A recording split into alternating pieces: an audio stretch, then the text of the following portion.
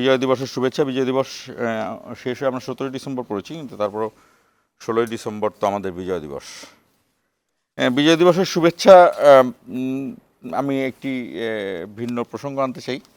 হঠাৎ করেই এবার আমরা দেখলাম যে মিডিয়াতে ভারতের যে বিজয় দিবস নিয়ে দেয়া যে বক্তব্য সেটি নিয়ে খুব তোলপাড় চলছে। কিন্তু আমাদের মিডিয়ার একটা অদ্ভুত বিষয় কি, আমরা অনেক বেশি সারফেস নিউজকে ইয়ে নেই। এই ভারত এটি 54 বছর ধরেই করছে এবং আমাদের কোনো মিডিয়া এটি চিন্তা করে না ভারত এটি করার জন্য, এই যে ন্যারেটিভটি প্রচার করার জন্যই বাংলাদেশের পাশে ছিল এবং সেটি নিয়ে কোনো ধরনের ব্যাখ্যা বা কোনো ধরনের তদন্ত আমাদের মিডিয়া, গণমাধ্যম, আমাদের কোনো সাংবাদিকরা করেননি। কিন্তু হঠাৎ করে আজকে তাদের খুবই খারাপ লেগেছে অনেকের, যে রাহুল গান্ধী কেন বলল বিজয় দিবস, নরেন্দ্র মোদী কেন বলল বিজয় দিবস।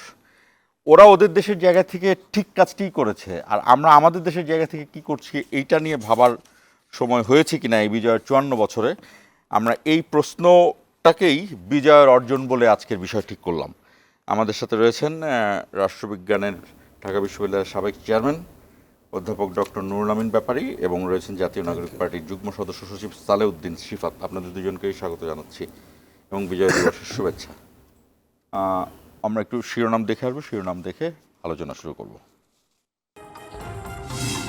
ভয় দেখিয়ে রক্ত ঝরিয়ে গণতান্ত্রিক অগ্রযাত্রা থামানো যাবে না, জাতির উদ্দেশ্যে ভাষণে প্রধান উপদেষ্টা। নতুন বাংলাদেশ গঠনের দায়িত্ব সবার। এই নির্বাচনের গ্রহণযোগ্যতা ও পবিত্রতা রক্ষার জন্য রাজনৈতিক নেতৃত্বের ভূমিকা অপরিসীম। আমি দেশের প্রতিটি রাজনৈতিক দলের নেতৃবৃন্দের প্রতি উন্মুক্ত আহ্বান জানাচ্ছি, আপনারা একে অপরকে প্রতিযোগী হিসেবে দেখবেন। বিজয় দিবসে জাতীয় স্মৃতিসৌধে রাষ্ট্রপতি ও প্রধান উপদেষ্টার শ্রদ্ধা। নতুন বাংলাদেশ গড়ার প্রত্যয় উপদেষ্টাদের। মুক্তিযুদ্ধের আদর্শ বাস্তবায়নে জাতীয় ঐক্য গড়ার তাগিদ রাজনৈতিক নেতাদের। সর্বস্তরের মানুষের শ্রদ্ধা ও ভালোবাসায় সিক্ত জাতির শ্রেষ্ঠ সন্তানরা। বিজয় দিবসে তেজগাঁওয়ে নজরকাড়া এয়ার শো 54 প্যারাট্রুপার রাঙালো রাজধানীর আকাশ। বিডার চেয়ারম্যানের হেলমেটে হাদির ছবি। এবং স্বাধীনতা বিরোধী চক্র আবারও মাথাচাড়া দিচ্ছে, বললেন মির্জা ফখরুল। অতীতের বস্তা পচা রাজনীতি ছুঁড়ে ফেলার আহ্বান জামায়াত আমিরের।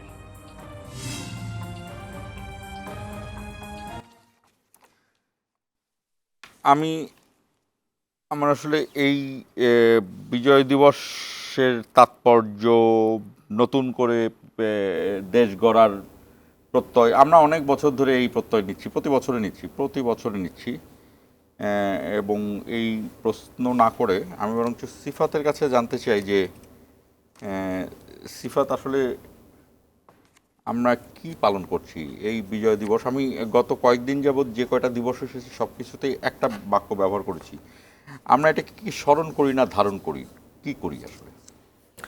ধন্যবাদ জানাচ্ছি আপনাকে এবং আপনি সহ আমার পাশে যে উপবিষ্ট আছেন বিশিষ্ট সহ আলোচক এবং যারা দর্শক শ্রোতা আছেন সবাইকে বিজয়ের শুভেচ্ছা এবং সালাম। আপনার প্রশ্নটি খুবই গুরুত্বপূর্ণ প্রশ্ন, স্মরণ করি না ধারণ করি। তো আমরা তো আসলে ধারণ করেই বাঁচতে চাই, স্মরণের সাথে আসলে ধারণ যখন করি তার সাথে স্মরণও আসবে আর কি, ধারণ এর মধ্যেই স্মরণটা থাকে। আপনি প্রথমে যে প্রসঙ্গের অবতারণা করেছেন যে 1971 সালের মুক্তিযুদ্ধকে আমরা কিভাবে দেখছি, বিশেষত দিল্লি কিভাবে দেখছে, বিশেষত মোদির একটা টুইট ভাইরাল হওয়ার পরে আপনি ভালোই বলেছেন যে এটা মোদি সহ অন্যান্য যারা আছে তারা প্রতি বছরই এটা তারা উদযাপন করে রাষ্ট্রীয়ভাবে। সো এখন এই সময় এসে তাহলে আমাদেরকে যে বিষয়টা দেখা উচিত, ফার্স্ট অফ অল বাংলাদেশে বর্তমানে একটা টেন্ডেন্সি চলছে, কেউ কেউ বলতে চাচ্ছেন যে 24 দিয়ে নাকি 71কে ঢেকে দেওয়া হচ্ছে, এরকম একটা মতবাদ, ন্যারেটিভ তারা বাজারে ছাড়ছেন। আবার এটাও সত্য সমানভাবে যে কেউ কেউ 24-এর উপর নিজেদের একটা ঠিকাদারিত্ব আরোপ করার মধ্য দিয়ে তারা আবার 71-এর বিরোধী কিছু ন্যারেটিভও বাজারে ছাড়ার চেষ্টা করছেন। সো দুটোই কিন্তু সমানতালে সত্য। আবার এগুলোর উপর ভর করে যে বিভাজনের রাজনীতি আওয়ামী লীগ বিগত বছরগুলোতে করে এসেছিল, যে ও মুক্তিযুদ্ধের পক্ষের শক্তি, ও মুক্তিযুদ্ধের বিপক্ষের শক্তি, আর মুক্তিযুদ্ধের বিপক্ষের শক্তি যে তাকে হচ্ছে নিধন করতে হবে, মানে মুক্তিযুদ্ধের বিপক্ষের শক্তি বলে কাউকে নিধনযোগ্য করা, হত্যাযোগ্য করার যে রাজনীতি, সেটাও কিন্তু আবার বাংলাদেশে নতুন করে চালু হওয়া শুরু হয়েছে। ফলে এই ক্রিটিক্যাল জাংচারে দাঁড়িয়ে আমরা আসলে মুক্তিযুদ্ধকে কিভাবে দেখব এবং বাংলাদেশকে কিভাবে দেখব সেটা খুব গুরুত্বপূর্ণ। আমরা বারবার নাগরিক পার্টির জায়গা থেকে বলেছি আমাদের ইতিহাসের রেফারেন্স পয়েন্ট হচ্ছে তিনটা: 1947, 1971 এবং 2024। আমরা দেখেছি যে 71 সালকে মুক্তিযুদ্ধর কথা বলে অনেকে 47কে গণ করে দেখতে চায় এবং মনে করে যে 47-এ কোনো আসলে আদৌ কোনো রোল নেই, কোনো ভূমিকা নেই। কিন্তু 47-এ যে আমাদের একটা রাষ্ট্র, আমরা একটা ভূখণ্ড পেয়েছি, আসলে রাষ্ট্র পাই নাই, ভূখণ্ডটা পেয়েছিলাম। 1947-এ আমরা পেয়েছি ভূখণ্ড, 1971-এ পেয়েছি রাষ্ট্র। কিন্তু ওই 1971 সালে পাকিস্তানি হানাদার বাহিনীকে পরাজিত করার পরে দেখা গেল যে এখানে নতুন করে কিছু দিল্লির অ্যাসেট, ভিনদেশি অ্যাসেট তৈরি হয়েছে বাংলাদেশে। ফলে তাদেরকে আমরা জানি না সমূল আমরা তাদেরকে আসলে পুরোপুরি তাদেরকে আমরা ওভারথ্রো করতে পেরেছি কিনা, বাট 2024 ছিল তাদেরকে ওভারথ্রো করারই একটা সময় এবং আমাদের রাষ্ট্রটাকে যেটা আসলে ভাঙাচোরা ছিল সেটাকে গঠন করার এবং গড়ন দেওয়ার, আকার দেওয়ার একটা সময়। আপনি জানেন যে নির্বাচন কমিশন, এখন নির্বাচন নিয়ে কথা আসছে যেহেতু, দে ওয়ার ক্রিপলড অ্যাজ ইনস্টিটিউশন, এটা ভাঙাচোরা ছিল। বাংলাদেশের প্রতিষ্ঠান হিসেবে পুলিশ, তারা বাংলাদেশের স্বার্থবিরোধী, জনগণ বিরোধী কাজ করেছিল বিগত বছরগুলোতে। বাংলাদেশের যে মানবাধিকার কমিশন আছে, এটা রাষ্ট্রিক প্রতিষ্ঠান, মানবাধিকারের পক্ষে না কাজ করে উল্টা মানবাধিকারের বিরুদ্ধে কাজ করেছিল। ফলে এখন যদি আপনি আমাকে বলেন যে 1971 সালকে বা এই যে দিবসগুলোকে স্মরণ করাকে আমরা কিভাবে দেখতে চাই, তাহলে আমি বলবো যে আমরা ওয়ে ফরওয়ার্ড, সামনে তাকাতে চাই। 47, 71, 24কে ধারণ করে রাষ্ট্রের যেই প্রতিষ্ঠানগুলোর ভিত্তি আমরা গড়ে তুলতে পারি নাই সেগুলোকে আমরা নতুন করে গড়তে চাই। আবার সেই গড়নের পথে কারা বাধা হয়ে দাঁড়াচ্ছে, যেটা আজকে কিছুক্ষণ আগে শিরোনামে দেখলাম প্রধান উপদেষ্টা বলেছেন যে ভয় দেখিয়ে সন্ত্রস্ত করে আমাদেরকে দমিয়ে রাখা যাবে না।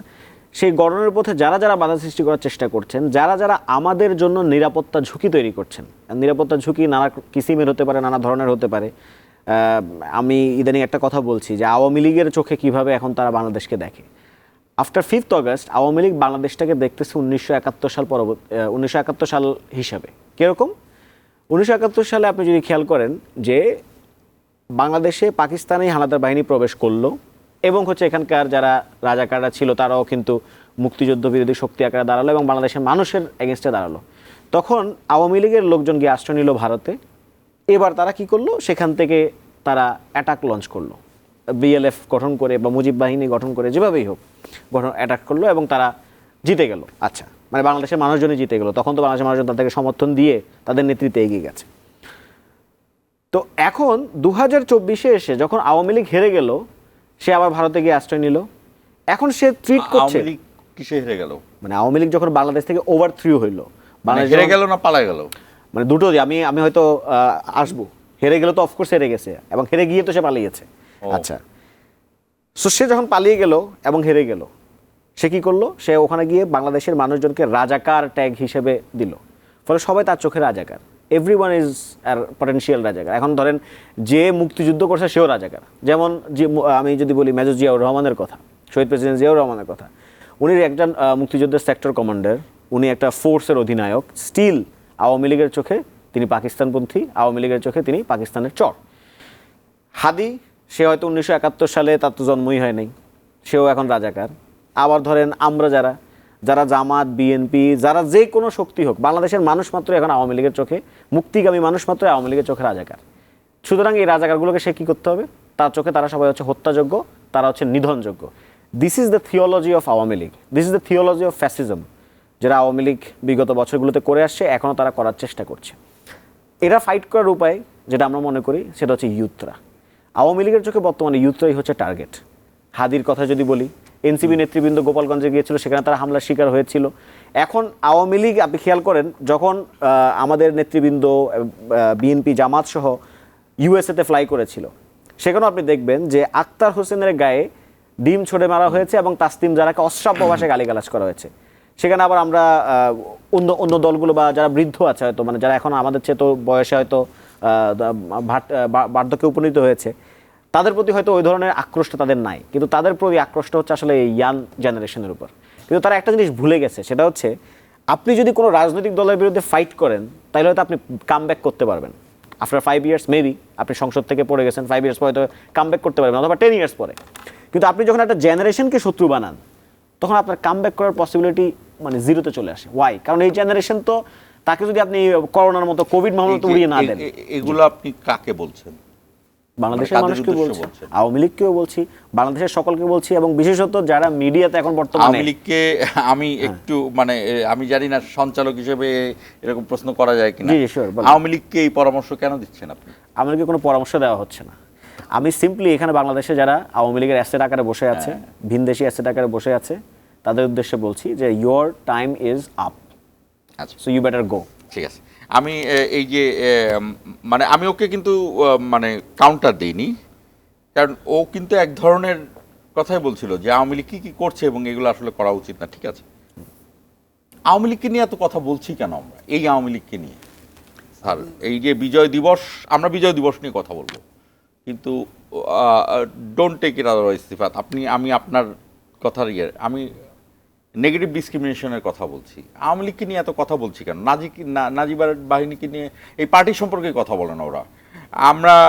আমরা দেখেছি যে এই যে আওয়ামী লীগ একটা কাজ করে, আওয়ামী লীগ শেখ মুজিব ছাড়া আর কারো নিয়ে কথা বলে না, কিন্তু আমরা আওয়ামী লীগকে নিয়ে সারাক্ষণ কথা বলছি, যেই দলটা অপ্রাসঙ্গিকভাবে গণঅভ্যুত্থানে চলে গিয়েছে। এবং বেশ কিছু গণমাধ্যম সাংবাদিক আমাদের মতো তারা আবার এটাকে বলে না না আওয়ামী লীগকে নিয়ে কথা বলতে হবে, আওয়ামী লীগ ছাড়া হবে না। আওয়ামী লীগ তো চলে গেছে, আবার আওয়ামী লীগের মানে আওয়ামী লীগের যে ওনারশিপ সেটাও ছাড়ছে না। তাহলে আওয়ামী লীগকে নিয়ে আমরা এত কথা বলছি কেন, বলি কেন? প্রত্যেকটা টকশোতে কথা হয় আওয়ামী লীগকে নিয়ে। প্রশ্ন কাকে করছে? আপনাকে। আমাকে প্রশ্ন করলে সহজ উত্তর হচ্ছে যে আওয়ামী লীগকে নিয়ে কথা না বলে আপনি কাকে নিয়ে কথা বলবেন?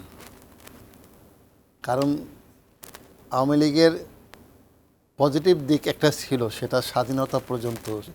আমি যেটা রাষ্ট্রবিজ্ঞানের ছাত্র হিসাবে বলবো, 71 সালের আগ পর্যন্ত, অর্থাৎ আওয়ামী মুসলিম লীগ প্রতিষ্ঠিত হওয়ার পর থেকে 71 সালের যুদ্ধ পর্যন্ত আওয়ামী লীগের একটা রোল ছিল। আপনার প্রশ্নের উত্তর দিতে গিয়ে আমি সে 2500 বছর আগে চলে যেতে চাচ্ছি। জ্ঞান তাপস সক্রেটিস তার শিষ্যদের বলেছিলেন যে জাস্টিস সম্পর্কে, রাষ্ট্রের আত্মা হচ্ছে জাস্টিস। শিষ্যরা তখন বলছে, শিষ্য তো এক একজন বিশাল পণ্ডিত, থাইসিমিকাস, প্লেটো, গ্লুকন, বলছে সক্রেটিস জাস্টিস কি? সক্রেটিস তো একটা নিয়ম ছিল, সে নিজে উত্তর দিত না, সে পাল্টা প্রশ্ন করতো, বলতো তুমি কি মনে করো? তা এক একজন এক একটা বলেছে। থাইসিমিকাস সবচেয়ে সুন্দর একটা ব্যাখ্যা দিয়েছিলেন, justice is the interest of the stronger. Justice is the interest of the stronger. Justice হচ্ছে বলবানদের স্বার্থ রক্ষা করে। এটাকেই কিন্তু 2500 বছর পরে কার্ল মার্কস ধরে নিল। স্টেট সম্পর্কে ব্যাখ্যা দিতে গিয়ে বললেন, state is the executive committee of the bourgeoisie. রাষ্ট্র হচ্ছে বুর্জুয়াদের নির্বাহী কমিটি, যার মাধ্যমে রাষ্ট্র নাগরিকদের শোষণ করে, শ্রেণী শোষণ করে, অর্থাৎ শ্রেণী ইনস্ট্রুমেন্ট রাষ্ট্র। তা আমি প্রসঙ্গ এটা বললাম যে সক্রেটিসকে আবার পাল্টা বলেছিল, সক্রেটিস তুমি কি মনে করো? তখন সক্রেটিস উত্তর দিয়েছিল যে আমার মনে হয় জাস্টিস হচ্ছে যার যার পাওনা তাকে দিয়ে দাও, যার যেটা পাওনা তাকে দিয়ে দাও। এই প্রসঙ্গটা আমি এখানে এই জন্য আনলাম, এই পাওনাটা যদি আমার দেশের রাজনীতিবিদরা যার যার পাওনাটা দিয়ে দিত, তাহলে কিন্তু এই সংঘাতময় রাজনীতিটা থাকতো না। আমার দেশের রাজনীতিতে দেখবেন আওয়ামী লীগ যখন ক্ষমতায় আসে, মাওলানা ভাসানী কথাই বলে না, বরঞ্চ টিপ্পনি কেটে গালি দিত, দ্বিধাবোধ করে না। সোহরাওয়ার্দী সাহেবের কথা বলে না। শেরে বাংলা আবুল কাসেম ফজলুল হক, যেই ব্যক্তিটি এই মধ্যবিত্ত শ্রেণী বিকাশ করলো, যার এই বিকাশ মধ্যবিত্ত শ্রেণী বিকাশের মাধ্যমে যেই শ্রেণীটা ভাষা আন্দোলন করলো, একটা রাষ্ট্র তৈরি করলো, তার সম্পর্কে কিন্তু আমরা বলি না। আওয়ামী লীগ আসলে কী করলো? শুধু শেখ মুজিব, শেখ মুজিব, শেখ মুজিব, যে প্রশ্নের অবতারণা আপনি প্রথমেই করলেন, এজন্যই তো তাকে আলাপ করতে হয়। এই শেখ মুজিবের নাম নিয়ে তাদের কর্মের কথা, বিগত দিনের কথা বলে তারা তো এদেশে কম অত্যাচার, অন্যায়, গুম খুন করেনি। তাহলে যে লোক যারা রাষ্ট্রীয় ক্ষমতায় এসে এত অন্যায় করলো, এত অত্যাচার করলো, রাষ্ট্রের সমস্ত কাঠামোগুলি, ইনস্টিটিউশনগুলি ভেঙে চুরমার করে দিল, তার সম্পর্কে আপনি বলবেন না? আপনি স্যার আপনি অবশ্যই সিগমন্ড ফ্রয়েডও তাহলে আপনি ওই পর্যন্ত আমি আসি না। আমি তাহলে আপনাকে বলি, আমি খুব সহজভাবে দেখি যে আমাদের মানে আমরা জাতিগতভাবে নিজেরা অত্যাচারিত হইতে খুব পছন্দ করি। আমরা একটু চালাল স্বভাবের, একটু সুবিধা পাইলে চুরি করতে চাই। মানে আমরা জাতিগতভাবে অত্যাচারিত হতেও পছন্দ করি, এবং যারা আমাদেরকে মানে অত্যাচার করেছে তাদেরকে আমরা বলি, দেখেছো কি কি কি কি কি চৌকস, কি স্মার্ট। এবং এই কারণে আমরা শেখ মুজিবুর রহমানকে আমি জাতির জনক বানাচ্ছি। ঠিক আছে, আপনি প্রশ্নটা এখানে ছেড়ে দেন, কারণ আপনি তো আমাদের প্রশ্ন করলে আমাদের নিকট থেকে কিছু জানতে চাবেন। এই প্রশ্নের উত্তর দিতে গেলে কিন্তু আবার সেই দীর্ঘদিন হাজারো বছরের ইতিহাস নিয়ে আলোচনা করতে হয়। আমরা যারা ভারতীয় যারা, তারা কি জাতি, তাদের বিশ্লেষণ জাতি হিসাবে যদি বিশ্লেষণ করেন, তাহলে তো আমাদের শাসন করেছে কারা? আর্যরা শাসন করেছে না? আমরা তো দ্রাবিডিয়ান যারা, তারা তো শোষিত হয়েছে। তারা কি ছিল? কৃষিভিত্তিক কাজ করেছে, জেলে ছিল, ওরা শাসন করছে, ওদের গুণগানেই তো আমরা গিয়েছি। ভারতবর্ষের ইতিহাস হচ্ছে কি 2500, 3000, 4, 5, 6,000 বছর ইতিহাস দেখবেন, এই ধরনের ইতিহাস। পরবর্তী পর্যায়ে আমরা দেখব ইংরেজরা আসার পরে কিন্তু যেই বিদ্রোহগুলি হয়, সেই বিদ্রোহগুলি হয়েছিল কৃষকের মধ্যে থেকে। যার জন্য আমরা বলি ভারতবর্ষের ইতিহাস হচ্ছে কৃষক বিদ্রোহে ভরপুর। তেলেঙ্গানার বিদ্রোহ, তেভাগার বিদ্রোহ, সাঁওতাল বিদ্রোহ, সন্ন্যাসী বিদ্রোহ, এগুলি মজলুসার বিদ্রোহ, এগুলি সব আমরা দেখব অন্য আঙ্গিকে। এত সময় তো আর আপনার হবে না। তো সেই ক্ষেত্রে কিন্তু এই একটা বিদ্রোহী রূপ এসেছে। আর বঙ্গীয় রাজনীতিটা আবার অন্য প্রেক্ষাপটে যদি আবার আলোচনা করি, তাহলে দেখা যাবে গুণগান তো আমরা গাবই, কারণ আমরা তো শাসকের গুণগান গেয়ে এসেছি। শাসকের বিরুদ্ধে তো আমরা কথা বলিনি, কারণ শাসকের জয়গানে গিয়েছি।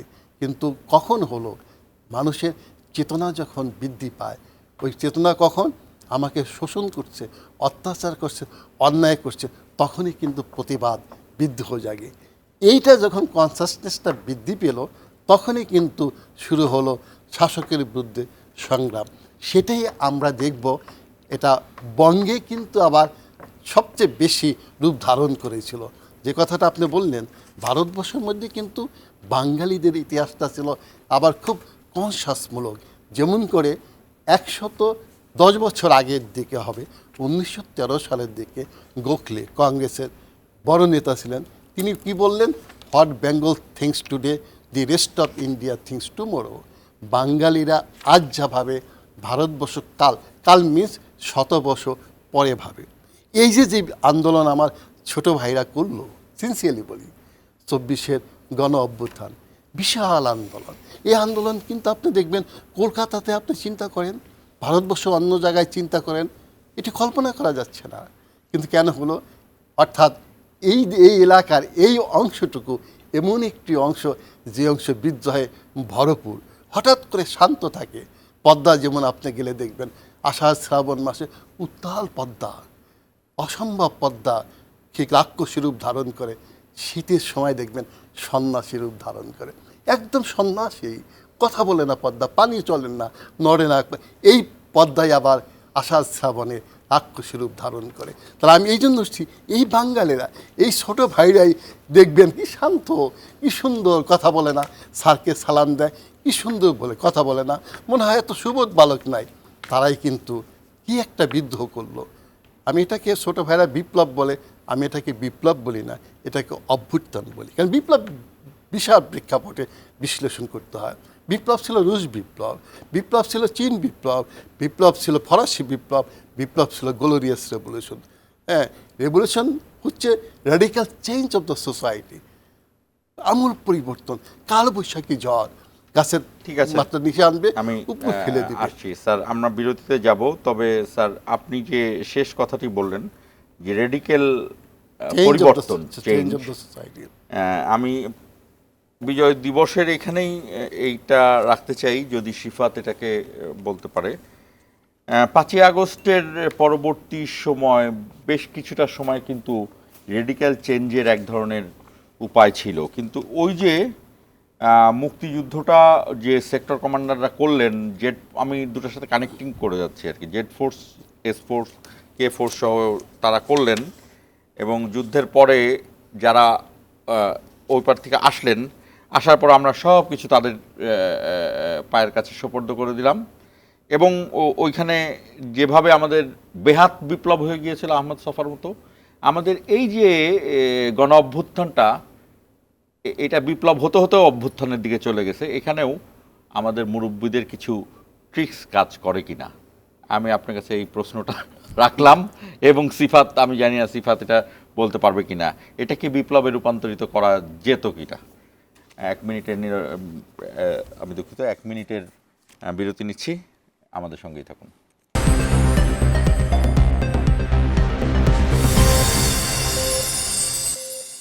আবার স্বাগত ইস্পাহানি মির্জাপুর জিরাওয়ারে। সিফাত, আমি বিরতির আগে যে প্রশ্নটি রেখেছিলাম, প্রধানত স্যারের শেষ কথা, যে আমরা যে বিপ্লব স্যার গণ অভ্যুত্থানের কথা বলছেন, ঠিক এই অভ্যুত্থানের পরের বেশ কিছু সময় এক ধরনের বিপ্লব হওয়ার সুযোগ ছিল কি না, নাকি এই বিপ্লবটা আমরাই নাকি আমাদের একটা বয়স ভিত্তিক আমাদের যে সিনিয়ররা, যাদেরকে আমরা এগিয়ে দিলাম আমাদের এই গণ অভ্যুত্থানের ফলাফল, তারা একভাবে নিয়ে গিয়েছিল। আমার কাছে মনে হয় এটার আর একটা উদাহরণ আমি পড়েছি, সেটি হলো আহমদ সফর বেহাত বিপ্লব। আমাদের মুক্তিযুদ্ধকেও এইভাবে আওয়ামী লীগের কিছু নেতারা বেহাত করে দিয়েছিল। আমি বোঝাতে পারছি কিনা? না, আমি আহমদ সফর বেহাত বিপ্লব পড়ি নাই যাকে, কিন্তু আমি যেহেতু আমার 24-এর প্র্যাকটিক্যাল একটা এক্সপিরিয়েন্স আছে, সেখান থেকে বলি, বাংলাদেশে স্যার যে অর্থে এটাকে বিপ্লব বলতে চাচ্ছেন না, বিশেষত কমিউনিস্ট রেভলিউশন, চায়না রেভলিউশন, এরপর অন্যান্য আরও বিভিন্ন দেশে যে রেভলিউশনগুলো আছে, অর্থাৎ র্যাডিক্যাল চেঞ্জের জায়গা থেকে রাষ্ট্রের গভর্নেন্সের কাঠামোটাই পরিবর্তন করে দেওয়া অর্থে, সেটা তো অবশ্যই বাংলাদেশে ঘটে নাই, এবং না ঘটার পেছনে এখন এই মুহূর্তে আমার মোটা দাগে 2টা কারণ মাথায় আসছে। একটা হচ্ছে প্রশাসনিক ব্যর্থতা, আর একটা হচ্ছে রাজনৈতিক দলগুলোর, বিশেষত আমাদের রাজনৈতিক দলগুলো, যদি আমি ভুল না করে থাকি, 5ই আগস্টে যখন আমরা অভ্যুত্থানের পরে ছাত্র নেতৃত্ব যখন নিজেরা সংবাদ সম্মেলন করছিল কিংবা চিন্তা করছিল যে কিভাবে ঘোষণাটা দেওয়া যায় আমাদের হাসিনা পালায় যাওয়ার কিংবা নতুন রাষ্ট্র গঠনের, মানে নতুন রাষ্ট্র গঠন বলতে বাংলাদেশ 2.0 যেটাকে আমরা বলছি, এটা আবার ওই অর্থে ধরলে হবে না, শহীদ মিনার পর্যন্ত চিন্তা করা হয়েছিল। সো মানে একটা ঘোষণা আর কি, বিপ্লবের একটা ইশতেহার টাইপ।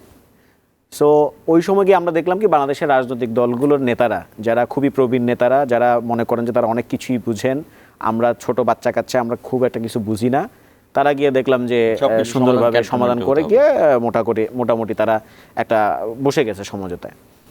ফলে আপনি কাদের, মানে আপনি যখন রাজনৈতিক দলগুলোর পাচ্ছেন না, সমর্থন পাচ্ছেন না, তখন কিন্তু এক ধরনের খুবই স্টেগনেন্ট একটা অবস্থা তৈরি হয়ে যায়।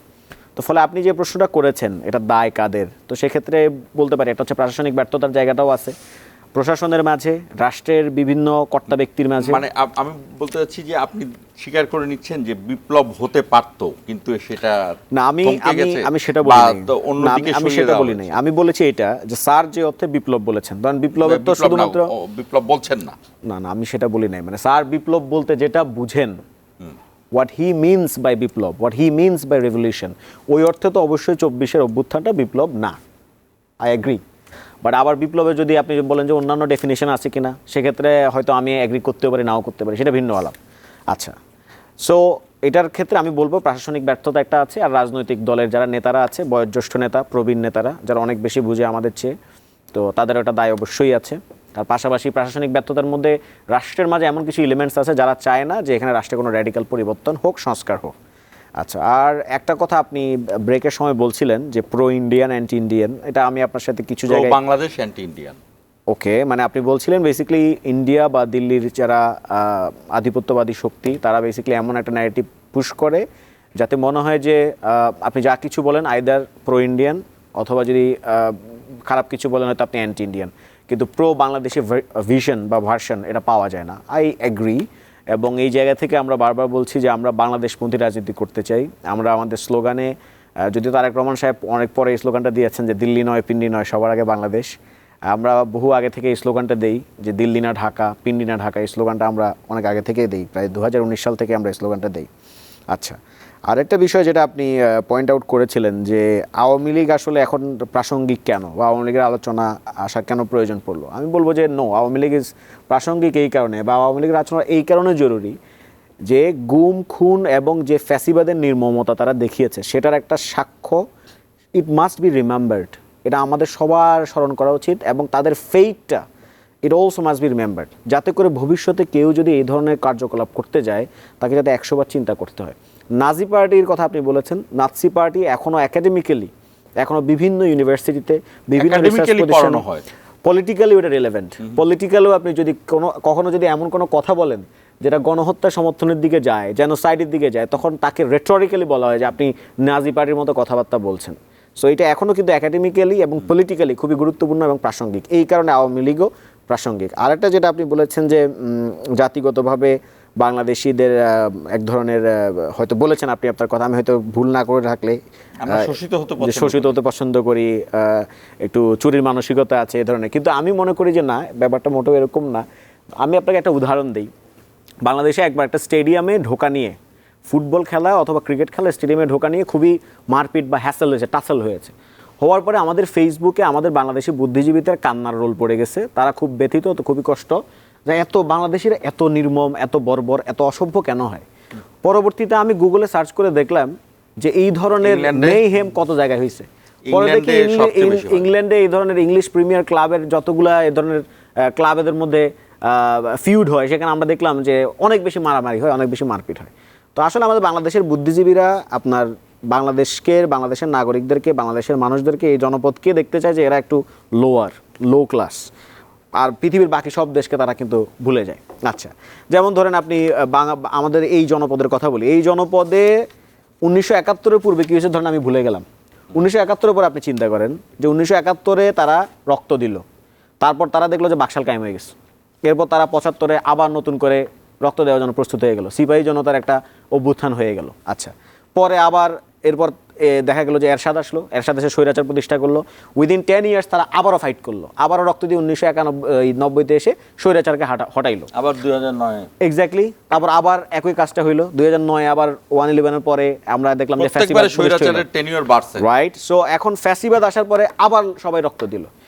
ফলে বাংলাদেশের মানুষজন বা এই বঙ্গীয় জনপদের লোকজন যে আসলে মানে সংগ্রামী না, তারা যে আসলে পরাজিত হইতে পছন্দ করে, আমি এটা মনে করি না। আমি রাদার মনে করি যে তারা বারবার রক্ত দিতে পছন্দ করে, কিন্তু আমাদের বাংলাদেশে যারা এই স্টাবলিশমেন্টের অংশ আছে, রাষ্ট্রীয় প্রশাসনিক স্টাবলিশমেন্টের অংশ আছে, তারা চায় যে না, বাংলাদেশের মানুষজন শোষিত হইতে থাকুক, এখানকার লোকজন শোষিত হইতে থাকুক, এবং এখানে আরও অনেকগুলো চক্র আছে, ইন্টারন্যাশনাল চক্রও আছে, তারাও চায় না যে বাংলাদেশের মানুষজন মাথা উঁচু করে দাঁড়াক। সো এবং আমি আরেকটা কথা আমার এই মুহূর্তে মাথায় আসছে, বোধহয় মোস্ট প্রবাবলি ইবনে বতুতা বলেছিলেন বাংলাদেশকে দেখে, বাংলাদেশের মানুষজনকে দেখে, যে দুর্গাপুর বল্লাকপুর বা এই ধরনের কিছু একটা, আমি আই ফরগট, এটার মানে হইতেছে যে বিদ্রোহের নগরী এরকম। সো আসলে বাংলাদেশের তো এই জনপদে তো খালি বিদ্রোহ হয়েছে, যখন ব্রিটিশরা আসছে এরপর তো এখান থেকেই বিদ্রোহের দানা বাঁধছে, আপনার তিতুমির বলেন কিংবা অন্যান্য যারা কথা বলছি আমি, সো ফলে আমি এটা মনে করি যে বাংলাদেশের মানুষজন অনেক বেশি বিদ্রোহ প্রবণ এবং তারা কোনোভাবে এস্টাবলিশমেন্ট মেনে নিতে চায় না। আমার প্রশ্নটা ছিল যে আমরা বিদ্রোহ প্রবণ নিঃসন্দেহে, এটা কোনো ব্যাপার না, কিন্তু আমরা আমাদের একজন বেশ আলোচিত সমালোচিত বিতর্কিত স্যার ছিল, স্যারের কলিগ ডক্টর হুমায়ুন আজাদ, তার প্রবচন গুচ্ছে 2টা লাইন তিনি লিখেছিলেন যে বাঙালি মাঝে মাঝে আন্দোলন করে, আন্দোলন মাঝে মাঝে সফল হয়ে যায়, সফল হওয়ার পরে মানুষ ভুলে যায় কেন আন্দোলন করছিল। তো আমরা আমাদের অভ্যুত্থানগুলো করি, কিন্তু এটার ফলাফলগুলো শেষ পর্যন্ত ওই জনতার থাকে না। আমার মনে হয় আমি জাস্ট এটা আনসার দিয়ে যাই, এটা বাংলাদেশের একক না, এটা উনি যদি বলে থাকেন, উনি কেন বলছেন, উনি ভালো আনসার দিতে পারেন, মারা গেছেন উনি, না উনি তো বাঙালি, উনি এইজন্য বাঙালি না, এইটা পুরো পৃথিবীতে এটাই কমন জিনিস, পুরো পৃথিবীতেই মানুষজন ভুলে যায়, আবার রক্ত দেয়, আবার ভুলে যায়। এটা বাংলাদেশের জন্য আলাদা কোনো কিছু না। আই ডোন্ট নো বাংলাদেশের বুদ্ধিজীবীরা, সরি স্যার আমার সাথে আছেন, ঢাকা বিশ্ববিদ্যালয়ের শিক্ষকরাও তো অনেক বুদ্ধিজীবী আছেন, তাদের খালি আলোচনার কেন্দ্রবিন্দু হচ্ছে বাঙালিরা হচ্ছে পরাজিত, বাঙালিরা বুঝে না, বাঙালিরা গাধা, বাঙালিরা অসভ্য, বাঙালিরা বর্বর।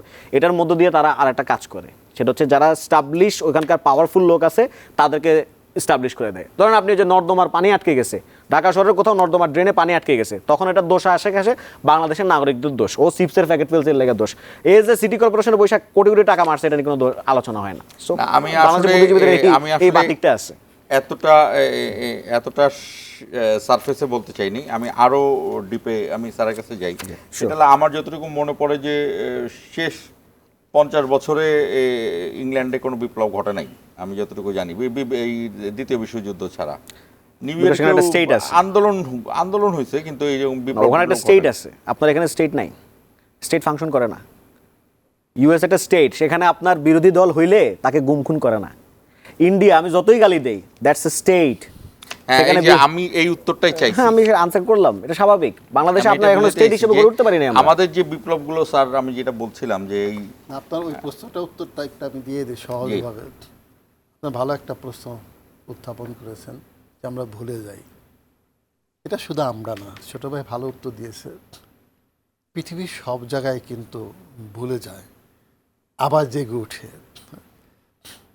আপনার ইস্যুকে কেন্দ্র করে বিশ্বকে। ইংল্যান্ডের কথা যেটা বললেন, গ্রেট ব্রিটেনের কথা, সবচেয়ে বড় হয়েছে গৌরবময় বিপ্লব, যেটা যার মাধ্যমে পুঁজিবাদ বিকশিত পৃথিবীতে প্রথম গণতান্ত্রিক ব্যবস্থা যেখানে আছে আধুনিক যুগে। সেখানে আমরা দার্শনিক পাবো। একজন ছিল টমাস হবস, আর একজন ছিলেন জন লক। টমাস হবস ছিলেন শাসকের পক্ষে, আর জন লক ছিলেন জনগণের পক্ষে। আপনার এই প্রশ্নটাই, টমাস হবস রাজাকে পরামর্শ দিয়েছিল, তুমি পিটাও, মারো, অত্যাচার করো, কারণ human memory is very short. অর্থাৎ মানুষের যে স্মৃতিশক্তি খুব সংক্ষিপ্ত, মানুষ ভুলে যাবে, তাড়াতাড়ি ভুলে যাবে। এটা কিন্তু ছিল লক। কিন্তু আবার ভিন্নভাবে এসে গণতান্ত্রিক কথা বলল, মানুষের বাক ব্যক্তির স্বাধীনতার পক্ষে দাঁড়ালো। তো আমি যেটা বলি, এটা সাধারণত আপনি যে কথাটা বললেন, এটি শাসক শ্রেণীর কথা।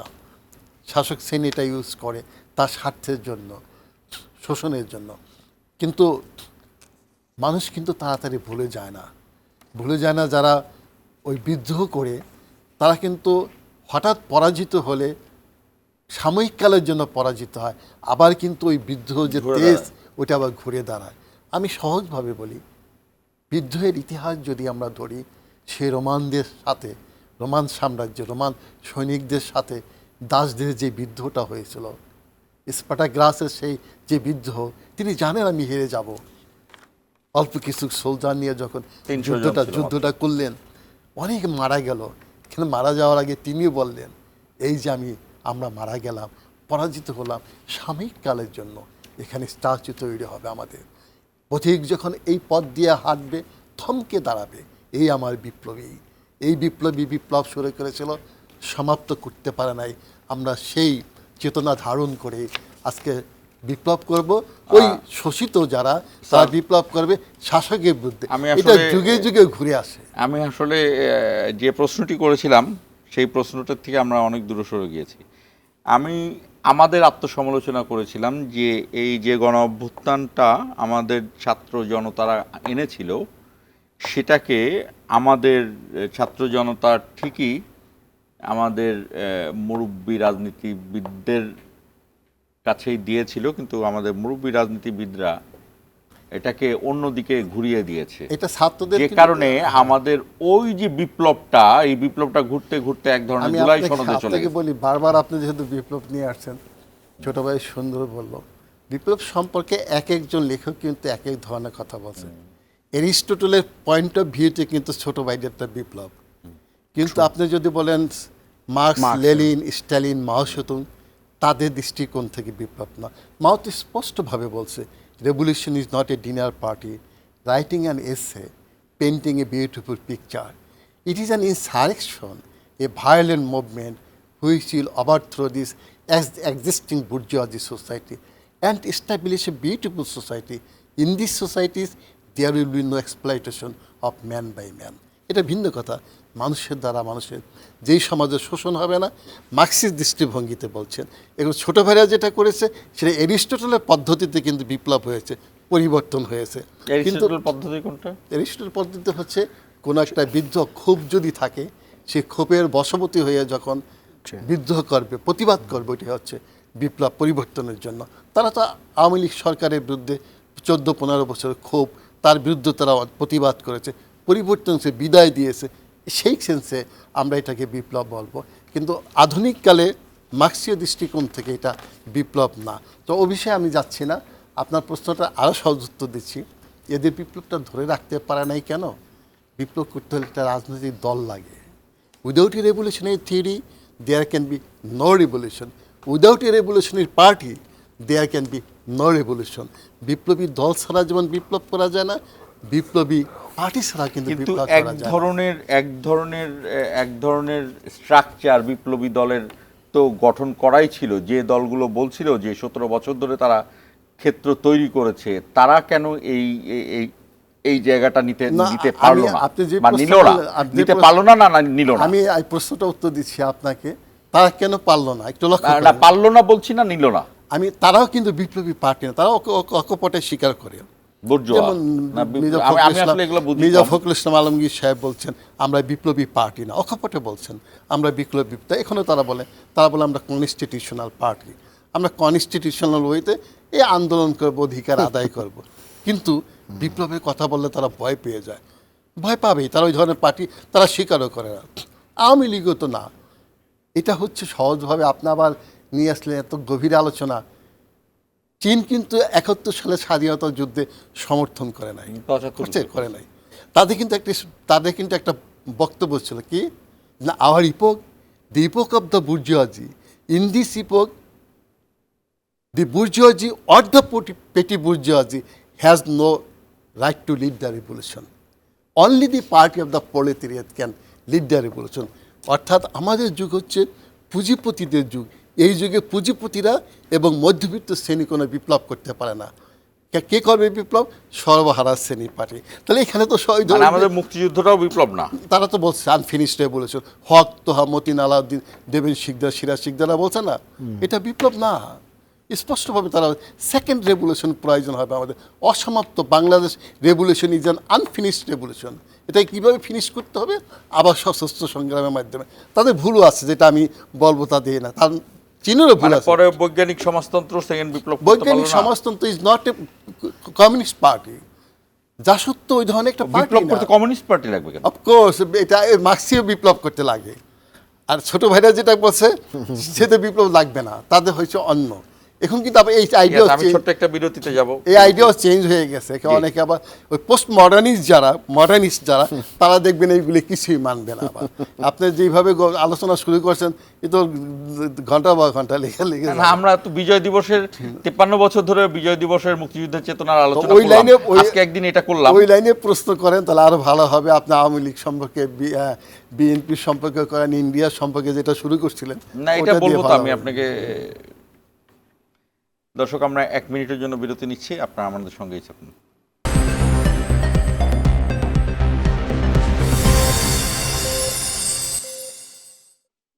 আবারও স্বাগতই ইস্পাহানি মির্জাপুর জিরো আওয়ারে। বিজয়ের অর্জন নিয়ে কথা বলছিলাম, তো সেখানে তো কই সক্রেটিস কত দূর চলে গেলাম। যাই হোক, এখন আমি ঠিক এই মুহূর্তের কথায় আসি। সিফাত, এটা হলো যে 54 বছর পরেও আবার আমরা গণতন্ত্র প্রতিষ্ঠা করছি, 90 একবার গণতন্ত্র প্রতিষ্ঠা করছি। আমাদের মুক্তিযুদ্ধও গণতন্ত্র প্রতিষ্ঠার থেকেই শুরু হয়েছিল। ভোট হয়েছে, কিন্তু ভোটের মধ্যে গিয়ে যায়নি। আবার সেই জায়গা থেকে আমরা খালি ভোট এবং গণতন্ত্র প্রতিষ্ঠাই করছি। ঠিক এই মুহূর্তে ওসমান হাদির উপর যে হামলা, সেই হামলার জায়গা থেকে আমরা প্রথম 1 ঘন্টায় দেখলাম যে চিরাচরিত এক ধরনের যে এই জামাত বলছে এই বিএনপি করছে, এবং যেখানে ওইখানে একজন হেভিওয়েট প্রার্থী আছে বিএনপির, যিনি দারুণভাবে পরিচিত এবং তারকা খ্যাতি সম্পন্ন। ওসমান হাদি এখনকার তারকা। সেই জায়গা থেকে কিন্তু যেটি দেখা গেল যে 1 থেকে 1.5 ঘন্টার মধ্যে এই জায়গা থেকে রাজনৈতিক দলগুলো ব্যাক করলো। এই ব্যাক করার ফলে এক ধরনের নতুন ডাইমেনশন আসলো এবং পাওয়া গেল যে আসলে এটি কারা করছে, স্যার?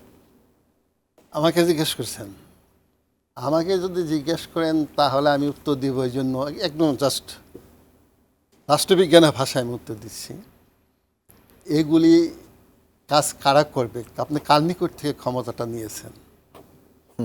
আপনি যার নিকট থেকে ক্ষমতাটা নেন তারাই তো ডিপ্রাইভড হয়েছে, এবং তাদের যে আশ্রয়দাতা রাজনৈতিকভাবে তাদের যে সমর্থন করেন, তারা কি চাবে এই সরকার থাকুক অথবা একটা গণতান্ত্রিক মানে এটা কি ব্যবস্থা আওয়ামী লীগ প্রতিষ্ঠিত এবং আওয়ামী লীগকে যারা সমর্থন করে 14 দল তারা? অফকোর্স তারা যদি দেখে এই নির্বাচন, একটু লক্ষ্য করেন, যখন সরকার পরিবর্তন হলো সাথে সাথে ইন্ডিয়া সেনাবাহিনী প্রধান কি বললেন যে আমরা নির্বাচিত সরকারের সাথে সম্পর্ক স্থাপন করব।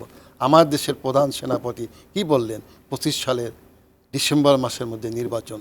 অন্যরা অনেকে লাফিয়ে গেলেন। কি জন্য? ওই সময় নির্বাচন হলে আওয়ামী লীগকে ইন করতে পারে, একটা ইনক্লুসিভ ইলেকশনের কথা বলে। এরাই কি আওয়ামী লীগের সময় ইনক্লুসিভ ইলেকশনের কথা বলছে ইন্ডিয়া? লাস্ট ইলেকশনটা বন্ধ, আমেরিকা বারবার বলছে ইনক্লুসিভ ইলেকশন করে, তারপরে করলো না। না করার পরে কী হলো? টপ করে আমেরিকা দুটো থাপ্পড় দিয়ে দিল। কাকে? ইন্ডিয়াকে। এবং আমি আপনাকে স্পষ্ট করে বলে দিই, পরিষ্কারভাবেই বলি, তার কারণ টাইমস অফ ইন্ডিয়া তো উঠেছে, 4 তারিখে তারা স্টেট ডিপার্টমেন্টকে ফোন করেছিল দিল্লির পররাষ্ট্র মন্ত্রণালয়ে, আগামী করলো সকালে তোমাদের যে বন্ধু সে আর থাকতেছে না। আমি তো বানিয়ে বলতেছি না, চলে গেল। অর্থাৎ এই জায়গায় কত কষ্ট করে বারবার বলছি, শোনো শোনো শোনো শোনো নাই। তারপরে স্টেট ডিপার্টমেন্ট খেলাটা খেলে দিল। এর সাথে অনেকে জড়িত ছিল, তারা তাদের স্বার্থটা তো দেখবে।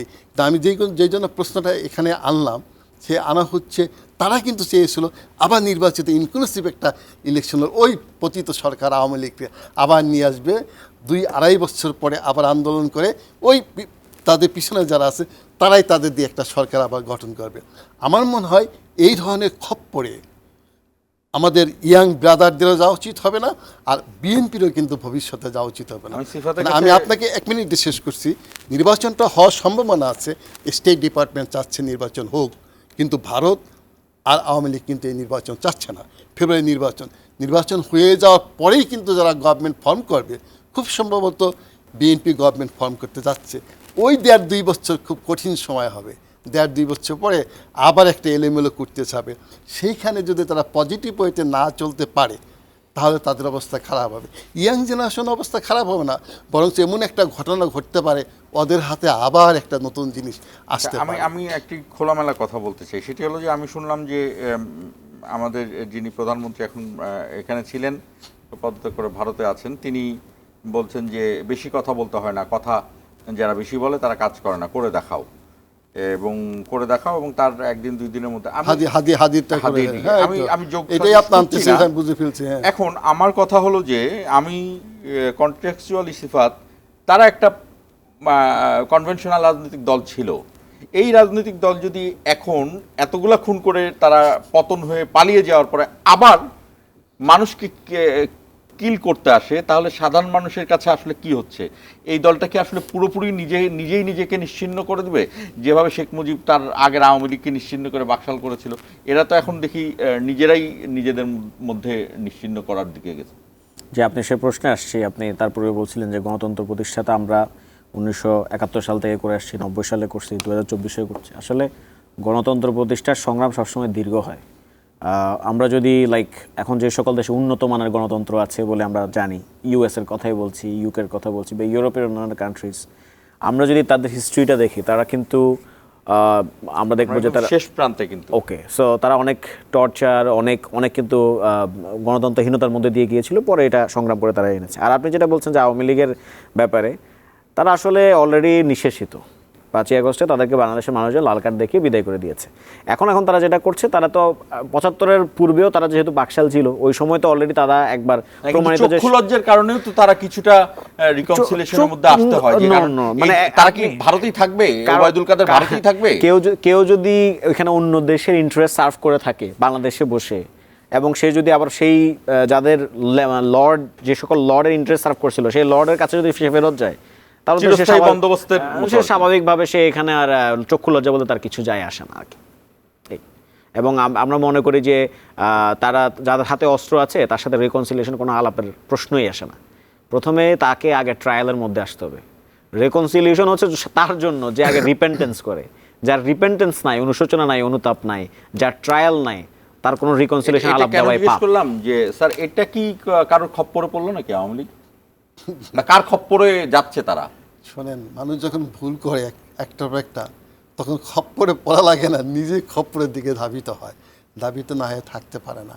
তা আওয়ামী লীগ হচ্ছে এখন এমন একটি পর্যায়ে চলে গিয়েছিল, তারা রেশনাল ওয়েতে প্রকৃতপক্ষে 15 বছর সিদ্ধান্ত গ্রহণ করতে পারে নাই। সহজ করে আমরা যদি দেখেন 14 সালে নির্বাচনটা, 18 সালে রাতের নির্বাচনটা, 24 সালে যে নির্বাচন, এটা কি একটা সুস্থ মস্তিষ্কে এমন একটা ইলেকশন করতে পারে? যারা গণতন্ত্রের কথা বলছে, এই গণতন্ত্রের কথা বলছে, দেশে গণতন্ত্র প্রতিষ্ঠা করবে, আবার কি করবে তারা, জাস্ট বাঙালি জাতির মুক্তি দিবে। গণতন্ত্রের মানুষ যার জন্য কিন্তু দেশটা স্বাধীনতার সময় তারা এই কথাগুলি বলেছে। যুদ্ধের সময় ক্ষমতা আসার পর কি করলো, শেখ সাহেব বাকশাল করলো, তারপর তার কন্যা যা ঘটনা 3 বছরে বাকশাল করছিলেন, হ্যাঁ 3 আর বছর 17 বছরে বাকশাল প্রোম্যাক্স করলেন। হ্যাঁ, তবে যেই ঘটনাগুলি ঘটলো, সে নিজেও ডুবলো, তার বাবাকেও ডুবালো, এমনভাবে তৈরি বাবা আগে ডুবে গেছে। 75 সালে সে মৃত্যুবরণ করে এক ধরনের উচ্চতায় ছিল, এবার আর সেটাও থাকেনি। পৃথিবীর কোনো ইতিহাসে আপনি দেখেছেন সরকার পতনের পরে বাইতুল মোকাররমের সবাই খতিব সবাই পালিয়ে যায়। মিলে খতিব বলেন, তার মন্দিরের সৈনিক পুরোহিত বলেন, পালিয়ে গেছে। যা বলেন সব নিয়ে পালিয়ে চলে গেছে। জি, এটা আমরা একদম দেশে থাকে। সময় শেষ করছি। এরপরও বলছি যে 24-এর যে বিপ্লব, এটি অভ্যুত্থানের চেয়ে একটু অন্যরকম। আমরা একটি বিষয় যদি একটু ভাবি, সেটি হলো যে ফারাওদের আমলে সেকেন্ড রামসিস কীভাবে পিরামিড তৈরি করেছিল, সেই পিরামিড এখনও ঠিক আছে। বা এই আমলে আমরা মোবাইল ফোনে কথা বলছি, আমরা হোয়াটসঅ্যাপ গ্রুপে কথা বলছি, গ্রুপে ফেসবুক থেকে আমরা আন্দোলন করছি। এখন আমি জানি না আমরা সবাইকেই ধারণ করি, সক্রেটিসকে ধারণ করি, কার্ল মার্কসকে ধারণ করি, বিপ্লবের সংজ্ঞা কি আসলে আগামীতে বদলাবে কিনা, এবং বদলালে কখনো কি বাংলাদেশের এই অভ্যুত্থানকে বিপ্লব বলা যাবে কিনা, যেখানে এই তরুণরা নেমে এসেছিল এবং তরুণরা শুধুমাত্র বৈষম্য বিরোধী নাম নিয়ে, যে এই তরুণদের কেন মাথায় আসলো যে বৈষম্য বিরোধী নামটা নিতে হবে এবং তারা সাধারণভাবে আন্দোলন করতে হবে, এবং যে বোনটি সেই পুলিশের গাড়িকে থামিয়ে দেয়, যে বন্ধুটি আর এক বন্ধুকে নিয়ে যায় কিন্তু পুলিশ তার পেটে আবারও গুলি করতে থাকে, এই জায়গাগুলো কি আসলে বিপ্লবের থেকে কত দূর?